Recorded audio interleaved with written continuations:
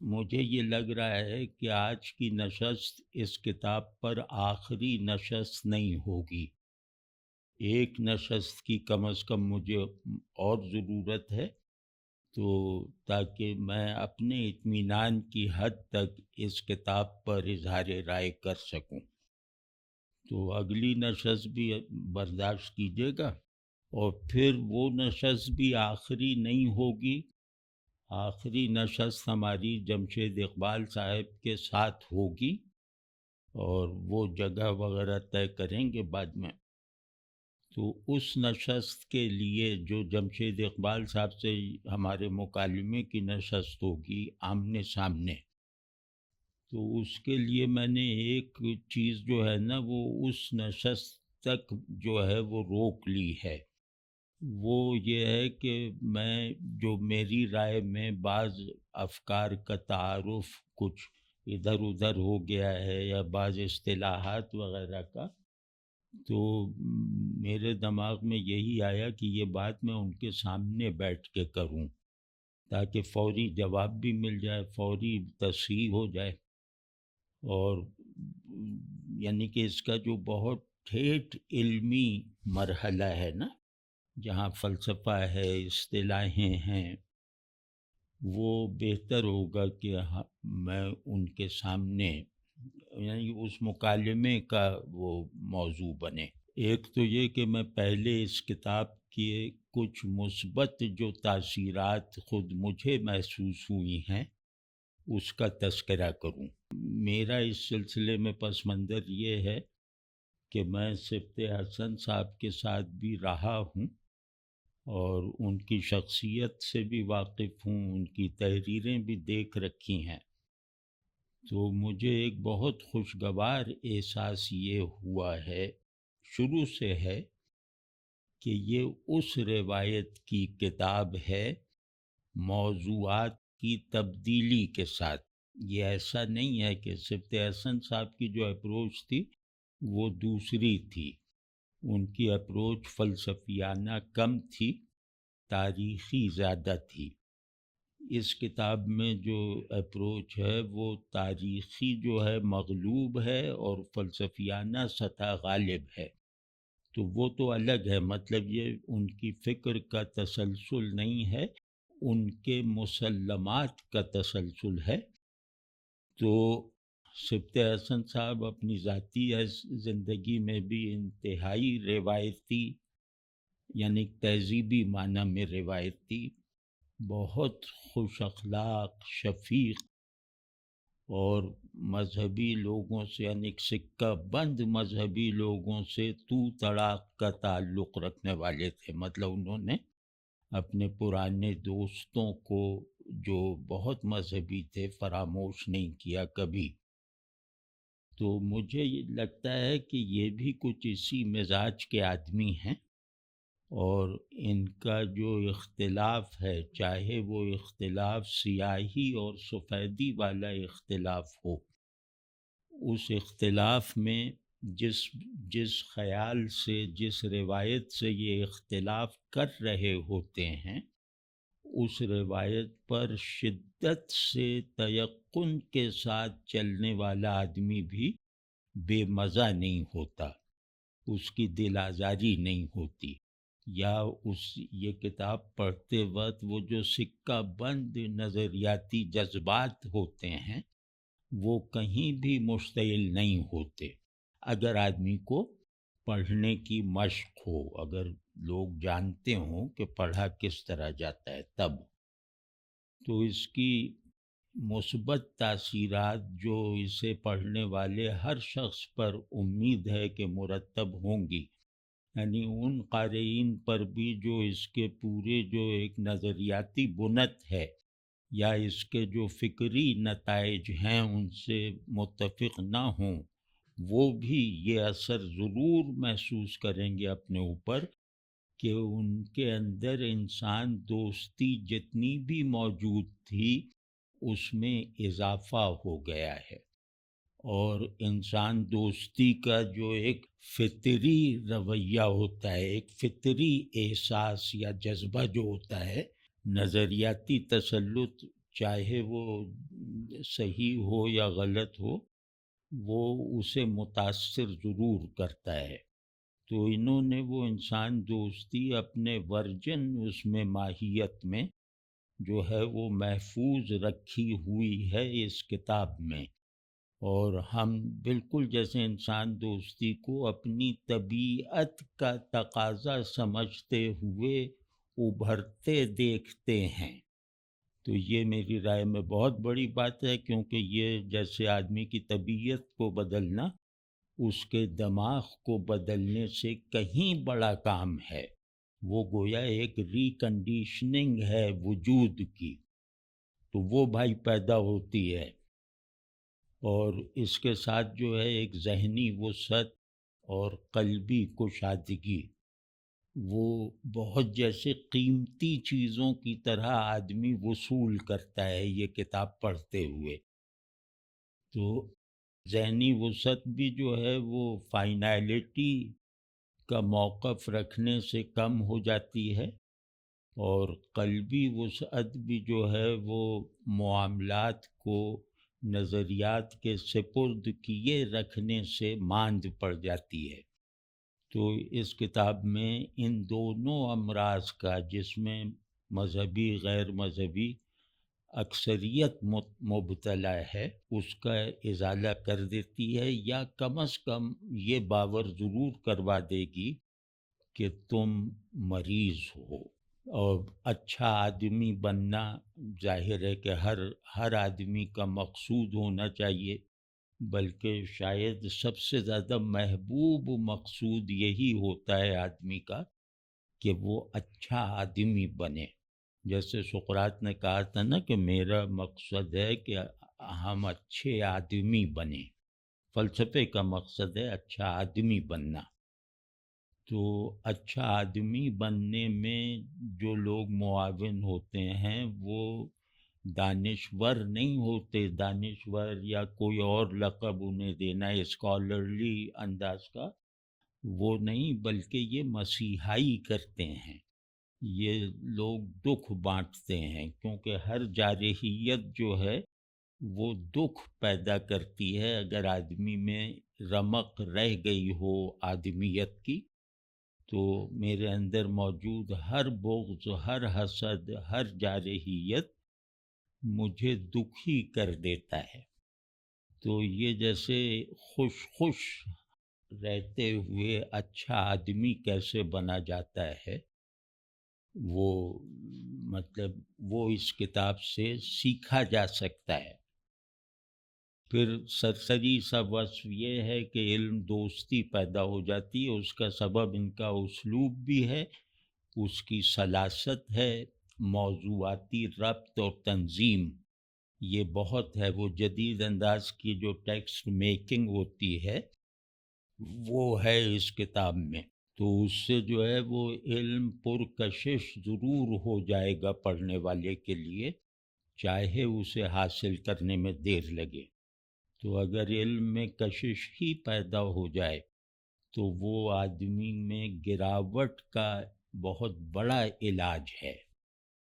تو یہ بہت قیمتی باتیں ہیں۔ اب اس کتاب کو جیسے ہم شروع سے آخر تک اپنی رائے کا موضوع بنا رہے ہیں، یہ مطلب یہ بات ہمیں سب کو سیکھنی ہے کہ انتہا درجے کا اختلاف بھی ایک دوسرے کی تکریم اور ایک دوسرے کی خیر خواہی اور ایک دوسرے سے دوستی کا جذبہ رکھتے ہوئے بھی رکھا جا سکتا ہے۔ بلکہ اختلاف تو وہ مشینی ہوتا ہے نا کہ ایک پرزہ لگ جاتا ہے، وہ کہتا ہے دوسرا پرزہ وہاں لگ ہی نہیں سکتا۔ تو وہ جو آل ایکسکلوسیو طرح کے اختلاف ہوتے ہیں وہ اپنی ساخت میں انسانی دماغ اور دل سے تعلق نہیں رکھتے، وہ مغایرت رکھتے ہیں، وہ ہم نے جیسے تکلف کر کے اپنے اندر ٹھونس لیے ہیں۔ تو یہ مطلب اس طرح سے جیسے میں اس پہ شروع سے اسی انداز سے تبصرہ کر رہا ہوں اس تبصرے میں جہاں پر علمی طور پر ایک بحث مباحثے والی فضا پیدا ہو سکتی ہے وہ میں ان کے سامنے کروں گا۔ تو اب اس کتاب کو پڑھتے ہوئے مجھے ماضی کی کچھ چیزیں یاد آتی رہیں، جیسے لڑکپن تک، یعنی کہ ارلی 60s تک، نوجوانی تک میری، وہ ڈاکٹر اور حکیم، ان کے پاس ایک دوا جو ہے وہ ایسی ضرور ہوا کرتی تھی جو یہ ہر چھوٹے بڑے مرض میں دیا کرتے تھے۔ ڈاکٹر کے پاس جاؤ تو وہ ایک مکسچر بنا دیتا تھا، ایک سفوف کی پڑیا بوتل میں ڈالتا تھا، اس میں پانی ڈال کے یا کچھ ڈال کے اسے ہلاتا تھا تو لال یا گلابی رنگ کا مکسچر بن جاتا تھا، وہ لے کے مریض آ جاتا تھا۔ اس کے ساتھ ایک آدھ کوئی گولی بمشکل ہوتی ہو، ورنہ وہی بوتل ہی ڈاکٹر صاحبان سے ملتی تھی، اور مطلب لطف کی بات یہ ہے کہ مریض ٹھیک بھی ہوتے تھے۔ تو حکیم کے پاس جاؤ تو وہ ایک خاص جادوئی پڑیا دیا کرتے تھے، وہ صفوف کی یا تو پڑیا ہوتی تھی، وہ ہوتی تھی، وہ سمجھتے تھے کہ ہر مرض کی جڑ معدے میں ہے، پہلے معدے کی اصلاح کرو۔ اور ان میں جو اسپیشلسٹ ہوتے تھے وہ معدے کی اصلاح کے ساتھ جگر کی اصلاح بھی بہت ضروری سمجھتے تھے۔ وہ گویا وہ جگر کی اصلاح والا شربت جو بہت کڑوا ہوا کرتا تھا وہ تھما دیتے تھے۔ وہ مطلب ہر مرض میں ہوتا تھا، وہ کوئی مریض اس سے بچ نہیں سکتا تھا، اور اکثر نسخہ ایک ہی دوا کا ہوا کرتا تھا۔ یہ تو آج کل کی وبا ہے کہ 10 دوائیں لکھتے ہیں، وہ ایک دوا سے ہی سادہ لوگ تھے ایک دوسرے پر اعتبار کرتے تھے، اور دوا دینے والا چاہے دوا دینے کی قابلیت نہ رکھتا ہو لیکن مریض کا خیر خواہ ہوتا تھا، تو وہ خیر خواہی بھی اثر کرتی تھی اور خوش فہمی بھی اثر کرتی تھی۔ تو آج جو ہے میں دیکھتا ہوں کہ یہ کتاب مثال کے طور پر ایک طبیب اعظم سمجھ لیں، ان کی کتاب المفردات ہے یا کتاب المرکبات ہے۔ تو یہ کتاب، جیسے پرانے حکیم تو کہتے تھے معدہ ٹھیک کرو، جگر ٹھیک کرو، تب ہر مرض کی وجہ وہ ہے۔ یہ جو طبیب ہیں جن کا نسخہ ہمارے پاس ہے، یہ کہتے ہیں دماغ ٹھیک کرو، کہ دماغ ٹھیک ہوگا تو سب امراض جڑ سے ختم ہو جائیں گے۔ تو اور ان کے پاس بھی ایک ہی جادوئی دوا ہے، میجک پل یا کیا وہ سیرپ جو ہے وہ ایک ہی ہے پرانے حکیموں کی طرح، اور وہ ہے کہ مذہب سے جان چھڑاؤ، تو بس دماغ بھی ٹھیک ہو جائے گا، دل بھی ٹھیک ہو جائے گا، اور بس سارے امراض ختم ہو جائیں گے۔ تمام امراض کی جڑ جو ہے وہ مذہب ہے، اور خاص طور پر آرگنائزڈ مذہب جو ہے، یا ان کی اصطلاح میں مغربی مذاہب یا سامی ادیان۔ تو یہ ان کی ایک جادوئی دوا ہے، نسخہ جو ہے کہ بس کر دو، دیکھ لینا کہ سب چیزیں ٹھیک ہو جائیں گی۔ تو میں اس پہلو سے بھی ان کی اس تجویز کا جیسے جائزہ لوں گا، اور میں جیسے ایک مریض کی طرح انہیں بتاؤں گا کہ آپ کے نسخے کا مجھ پہ اثر نہیں ہوا، تو پھر دیکھیں شاید کوئی اور نسخہ نکالیں گے۔ اس کتاب کو سمجھنے کی کچھ کلیدیں ہیں، یعنی ہر کتاب کو لفظ بہ لفظ موضوع رائے بنانا ظاہر ہے ممکن نہیں ہوتا، تو اس کے بنیادی تھیمز یا اس کے بہت بڑے جو ایک پرنسپل آئیڈیا ہوتا ہے اس پہ فوکس کر لیں تو وہ کتاب اپنی تمام تفصیلات کے ساتھ جو ہے وہ کم از کم سمجھ میں درست انداز سے آ جاتی ہے۔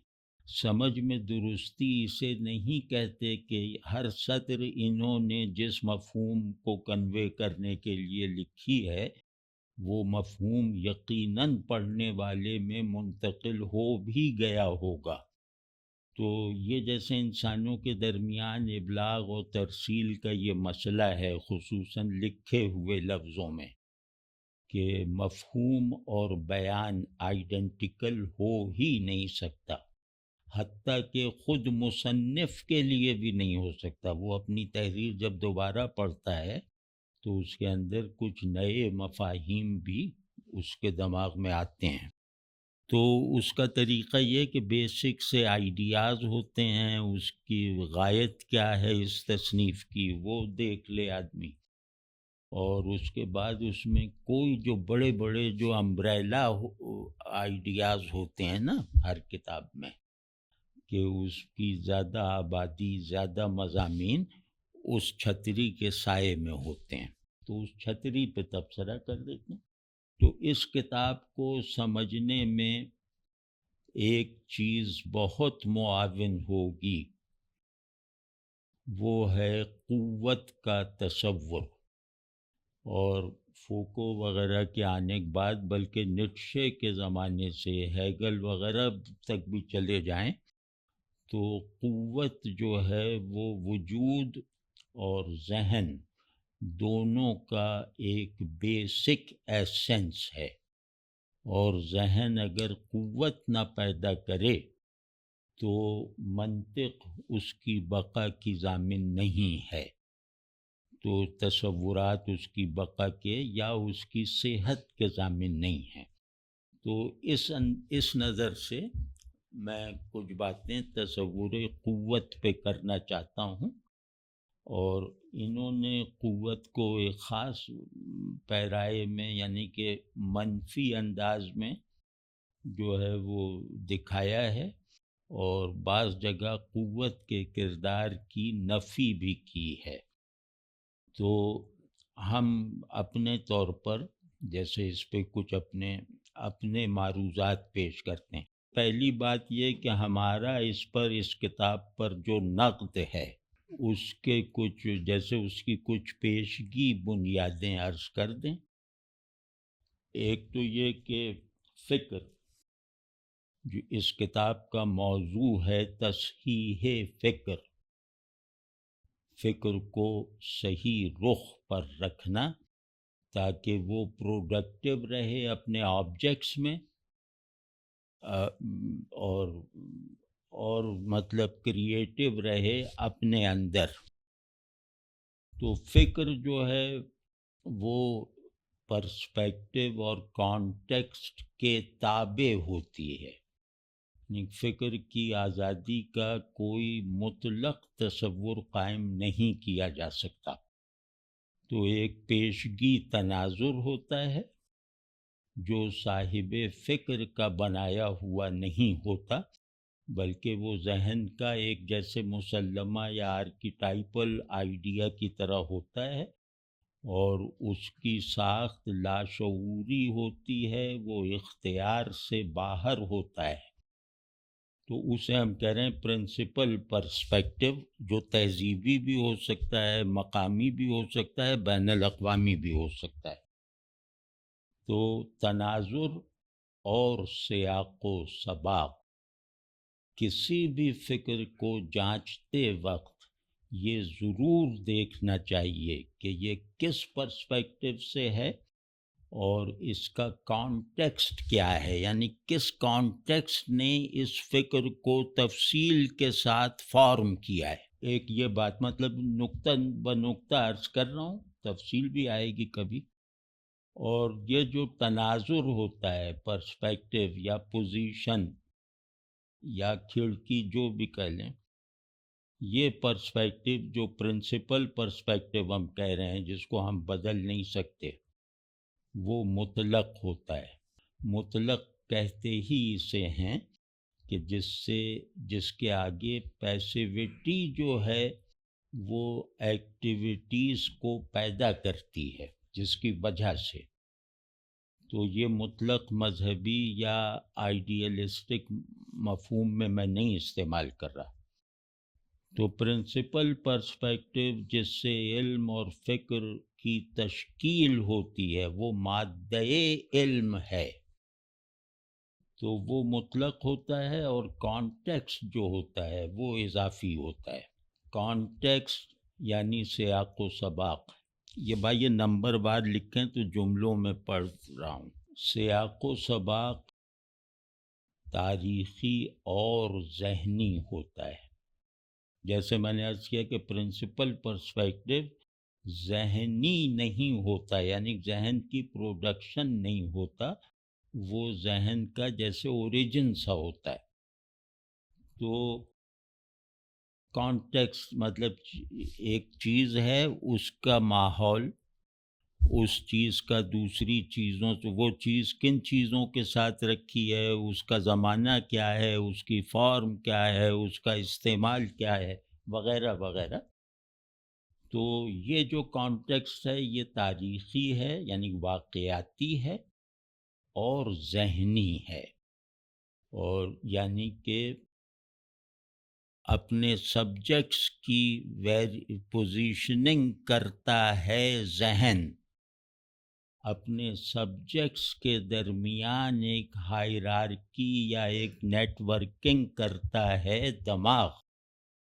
تو دماغ کے اس عمل کے بعد جو چیز برآمد ہوگی وہ ہوگی اس سبجیکٹ یا یوں کہیں آبجیکٹ کا کانٹیکسٹ۔ تو یہ کانٹیکسٹ بھی جو ہے یہ بنیادی تناظر سے تشکیل پاتا ہے۔ پھر فکر کا ایک مقصود ہے اس کا پھیلاؤ۔ فکر قوت جاذبہ نہیں ہے کہ صرف فہم بن کر رہ جائے، صرف علم بن کر مطمئن ہو جائے آدمی۔ فکر کا تقاضا ہے پھیلاؤ، کیونکہ فکر کا فنکشنل جو وہ ہے وہ یعنی اس کی فنکشنالٹی ہی یہ ہے کہ وہ ذہن اور وجود کے درمیان گیپ کو کم سے کم کرے۔ یہ فکر کا جیسے اس کی خلقت میں گندھا ہوا ایک مطالبہ ہے جو آدمی پورا کرتا ہے۔ تو جہاں وجود اور ذہن کے درمیان ایک چھپی ہوئی آئیڈینٹی کو دریافت کرنا مطلوب ہوتا ہے، وہ عمل ہمیشہ پھیلاؤ کا طالب ہوتا ہے، وہ سمٹاؤ کی روش نہیں رکھتا۔ تو یہ پھیلاؤ قوت کے بغیر ممکن نہیں ہے۔ تو اب یہاں قوت، اب ظاہر ہمارے یہاں ہر لفظ کو ہم اگر وہ سکندر اعظم کا بھی مجسمہ دیکھیں گے تو اس کے انگوٹھے پہ آ یا وا کریں گے، اس پر فیصلہ اس کا انگوٹھا دیکھ کے کریں گے۔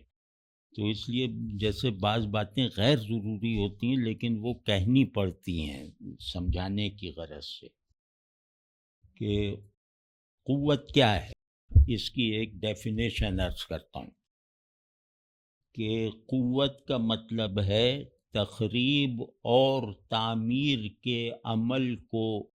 یہ تخریب اور تعمیر دو رویا ہے، یہ ذہن میں بھی ہے اور خارج میں بھی ہے، کچھ چیزیں گرانا کچھ بنانا۔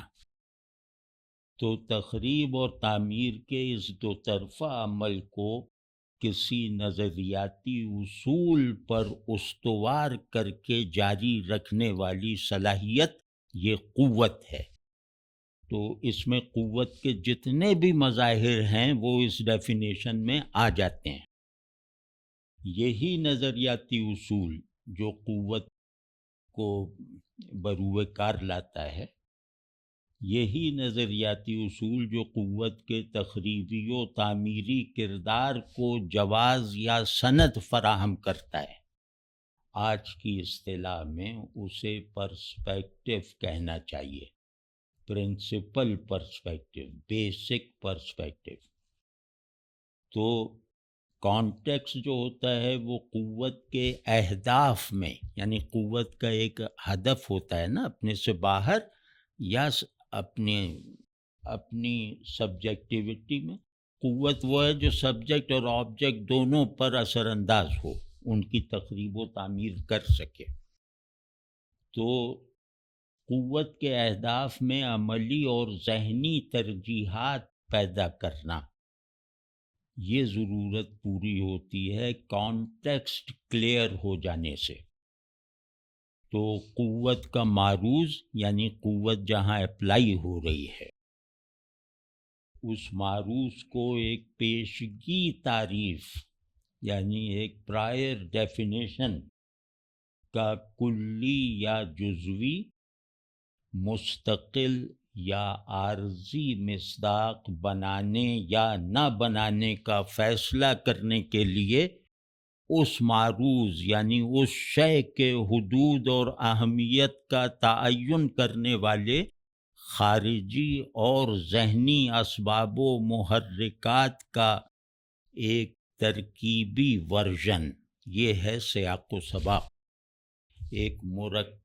ایک مرکب جس کی بنیاد پر معروض یعنی قوت جہاں اپلائی ہوگی، نظریہ جہاں پر اپنی جگہ بنائے گا، تو اس کی بنیاد پر معروض پر اثر انداز ہو سکنے والی فکر، تخیل اور فعل یہ تشکیل پاتے ہیں۔ اب یہ ذرا سا کتابی انداز کے الفاظ اور وہ ہیں، لیکن یہ کیونکہ لکھا ہوا پڑھا ہے نا، یعنی اس بات کا مقصد یہ ہوا کہ سیاق و سباق جو ہے وہ جبر نہیں ہے، سیاق و سباق فکر ہی کی تخلیق ہے، اور سیاق و سباق کبھی واقعاتی نقل کا نام نہیں ہوتا۔ سیاق و سباق ہمیشہ شے پر ذہن کے تصرف سے پیدا ہوتا ہے۔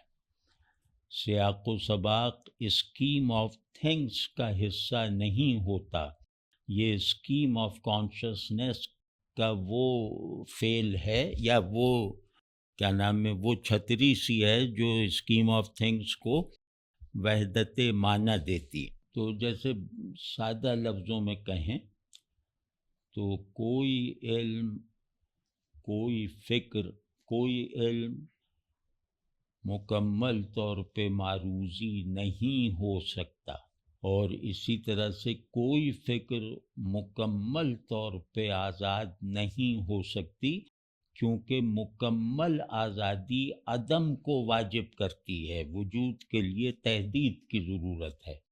تو فکر کی جو تحدید اگر ہم کریں، یعنی فکر کو وجود میں آیا ہوا اگر ہم دیکھیں، تو اس کا جو جنم ہے، اس کا جو مادہ ہے، وہ ایک پرنسپل پرسپیکٹیو ہوتا ہے، جو میرے اندر جاری و ساری ہوتا ہے، جو کسی استدلال کا نتیجہ نہیں ہوتا، اور بلکہ کسی استدلال کی اسے ضرورت بھی نہیں ہوتی، اور کوئی بہت بڑا دھماکہ یا بحران نہ ہو جائے تو وہ اپنی جگہ سے نہیں ہلتا، تو وہ قوت کا طالب ہوتا ہے۔ وہ ذہن میں اتنی قوت نہیں ہے کہ اسے پورا ٹرانسلیٹ کر سکے۔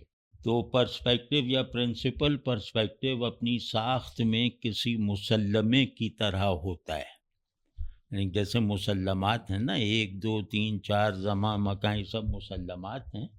مسلمہ بنتا ہے مطلق اور آفاقی، تو یہ پرسپیکٹیو بھی جو ہے وہ اپنی ساخت میں، اپنی بیسک بناوٹ میں تیقن کے ساتھ ہوتا ہے، ایک ماقبل تجربی تیقن کے ساتھ ہوتا ہے، جو بعد از تجربہ حاصل ہونے والے یقین سے کہیں زیادہ محکم ہوتا ہے۔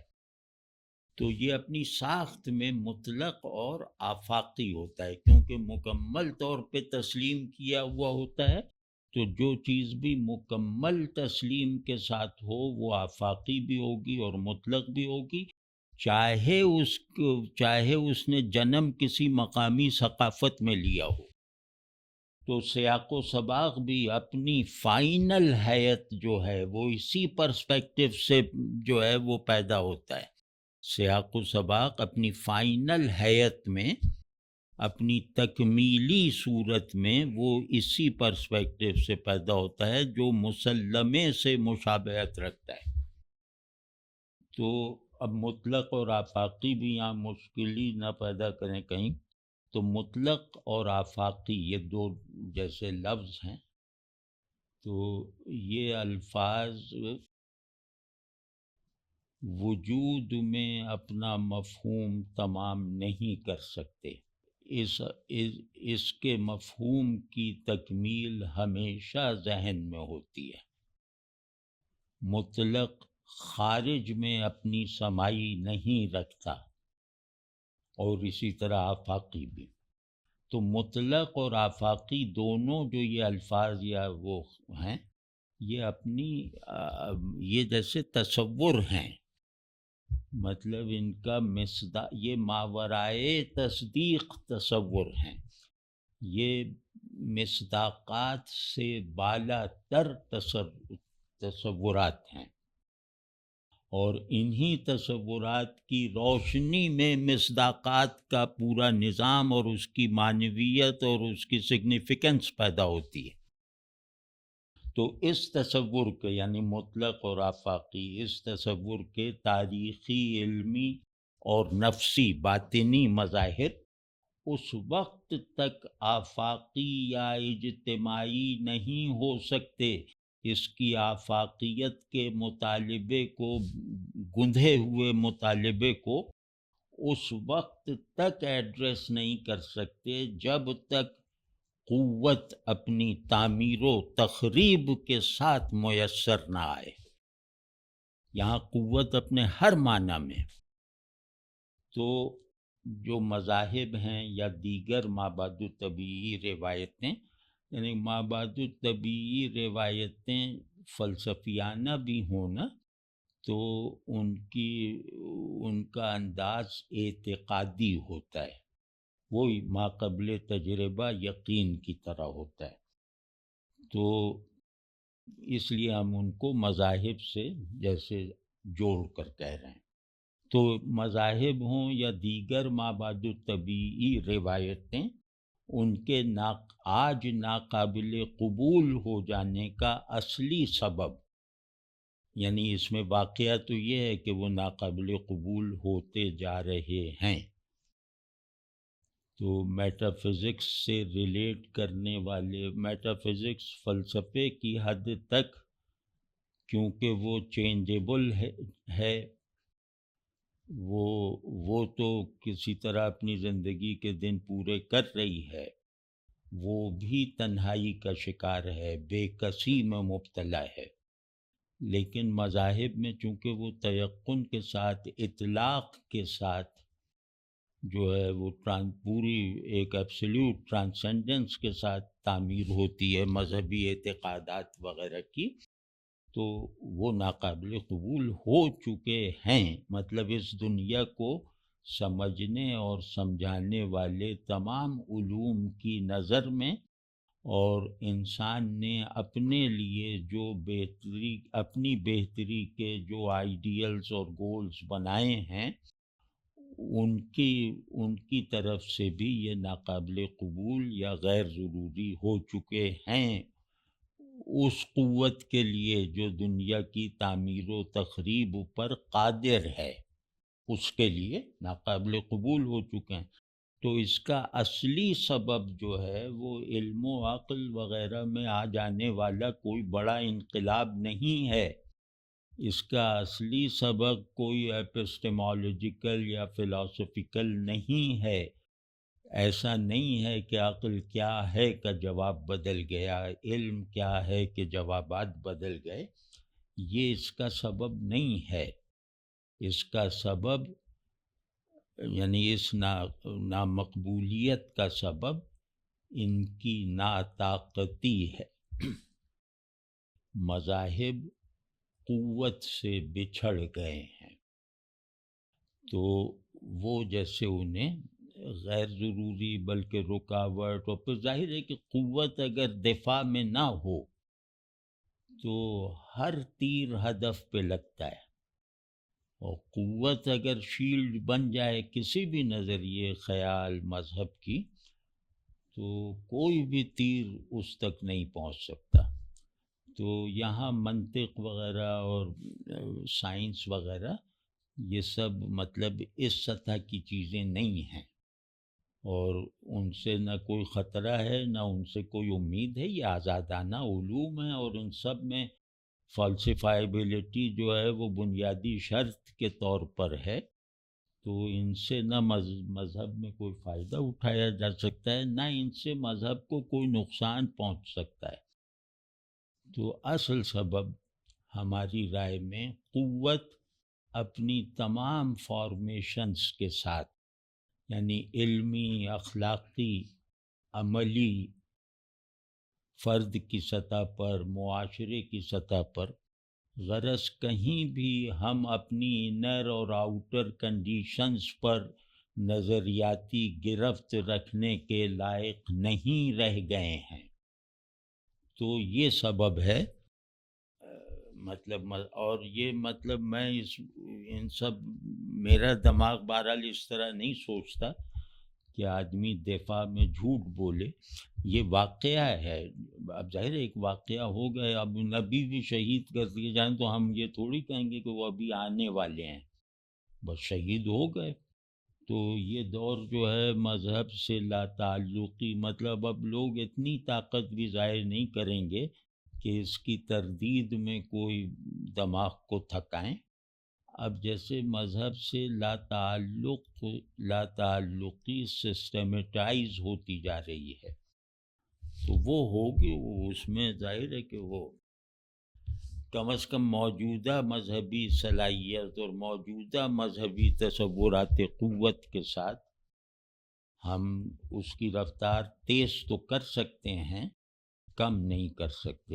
آج ہم نے اپنی دانش میں اس کتاب کے جو تھیمیٹک اسٹرکچر کی ایک بہت بڑی بنیاد پر اپنی رائے دی ہے، اور یہ اگر چاہا گیا تو تفصیل بھی کر دیں گے، لیکن جو لوگ دلچسپی رکھتے ہیں وہ بہرحال یہ جان گئے ہوں گے کہ یہ اس کتاب کے بنیادی اصول میں سے ایک اصل پر ہم نے اپنی تنقیدی رائے یا اختلافی رائے دی ہے۔ اب اگلی مرتبہ ہم فکر، روایت، اور جیسے یہ انہوں نے کہا کہ یہ کتاب کوئی الہاد پھیلانے کے لیے تھوڑی لکھی گئی ہے، تو اب انہوں نے پتہ نہیں اپنے قول کو پوری طرح نبھایا یا نہیں، لیکن ہماری گفتگو اسلام بچانے یا اسلام پھیلانے کے لیے نہیں ہے۔ میں چاہتا ہوں بالکل ایک خالص علمی ڈسکورس ہو، اور وہ ڈسکورس جو ہے وہ جیسے اپنے مزاج میں فلاسفیکل ہو، تب جس بات کو میں بدل نہیں سکتا اس بات کو قبول کیے رکھنا بے معنی ہے، وہ ڈس انٹرسٹڈنس ہے۔ تو اسی ماحول میں رہ کے اگر ہم باتیں کریں گے نا تو اس میں اعتماد بھی زیادہ ہوگا، اس میں ایک دوسرے سے غیر ضروری اختلافات اٹھانے اور چھیڑنے کی ضرورت بھی ختم ہو جائے گی۔ اچھا، وہ ایک بات اور کہہ دوں کہ مابعد الطبیعیات کی اصطلاح کے سلسلے میں ایک عمومی سی غلط فہمی بھی ہے، اور وہ اچھے علمی حلقوں میں بھی ہے۔ ایک تو یہ کہ مابعد الطبیعیات، یہاں میٹا کا لفظ جو ہے وہ آل انکلوسیو یا پرنسپل وغیرہ معنی میں نہیں، یا بلند تر، یہ جیسے فزکس کے بعد، آفٹر فزکس، وہ اس کے رسائل کی ترتیب کے مطابق ارسطو کے، تو میٹا فزکس کا مطلب یہ نہیں ہے کہ بیانڈ ٹائم اسپیس، تو یہ مطلب نہیں ہے، وہ خیر اس کی وضاحت کریں، کیونکہ میٹا فزکس مادہ شعور ہے، جیسے فزکس مادہ وجود ہے، اسی طرح میٹا فزکس مادہ شعور ہے، اور شعور میں یعنی کوئی بھی ذہنی ذہن میں معنی کی تشکیل اور تکمیل کا ہر عمل میٹا فزیکیلٹی کے ساتھ ہوتا ہے۔ خود معنی جو ہیں وہ میٹا فزیکیلٹی کے بغیر جواز نہیں رکھتے۔ تو خیر یہ سب باتیں بھی آ ہی جائیں گی، اس وقت اچانک مجھے خیال ہے کہ آگے بھول نہ جاؤں تو یہ بھی ریکارڈ کروا دیں۔